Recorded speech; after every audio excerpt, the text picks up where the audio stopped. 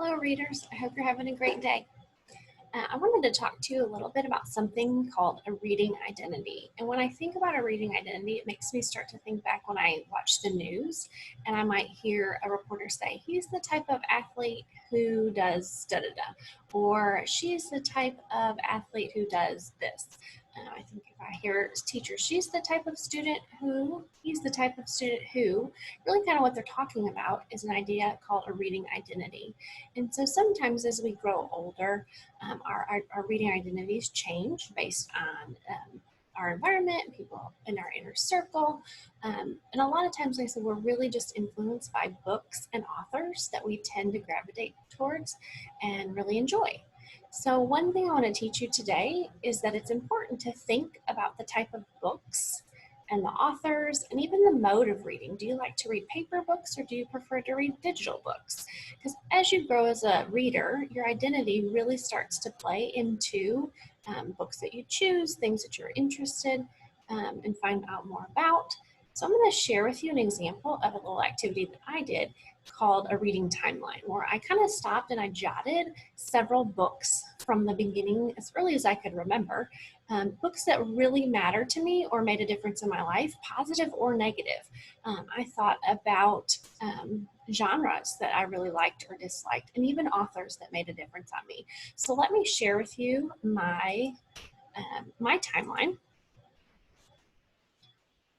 And you can see that, I really enjoyed Cloudy with a Chance of Meatballs. That was one that my parents read to me a lot when I was little. So that sticks out in my mind a lot. I started very early really enjoying series books, which when I think about myself now is still very true. So I like Boxcar Children and My Babysitter's Club. High school wise, I read Grapes of Wrath and Of Mice and Men. And really, I think that those books stood out to me because I really had a great connection with my teacher that year and I really enjoyed it. Some genres that I remember when I was a junior and senior in high school is I had to read. One year we read all British literature, and the next year we read all American classics. Not my favorite, and I kind of fell off my reading for a while. So as I got older, I remember when I was in college, Harry Potter had just come out, and so that was a class that I was taking in children's literature, and so they asked us to read Harry Potter. And so really that was kind of my first experience with the fantasy genre, and ever since then it's been one of my favorites. So both Harry Potter and J.K. Rowling have really formed my reading identity. And then as I continue to get older, I start to think about more professional authors that I am reading and really influence my daily work. So what I'm going to do, take a minute and pause my video and do a similar, jot down a reading timeline and think about what are some of the books that have made a difference on you, some of the authors, some of the genres, good or bad, that have worked to shape your reading identity. So pause the video and take a minute to work on your reading timeline. Welcome back, readers. I can't wait for our share time later today for you to be able to share some of your timelines with us.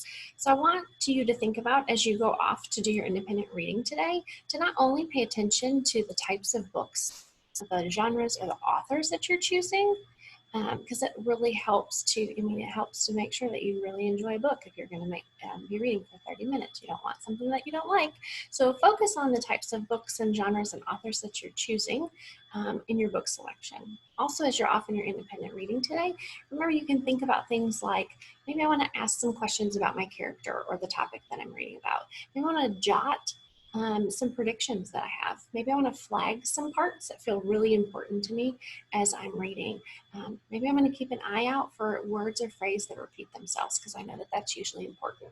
So think about those in your work plan today, not only paying attention to the types of books, the authors, and the genres, but also your thinking work for today. Things like paying attention to their characters, jotting about predictions, flagging important parts, and looking for words and phrases that might repeat themselves. So I'm excited to see what your work is for your independent reading time today.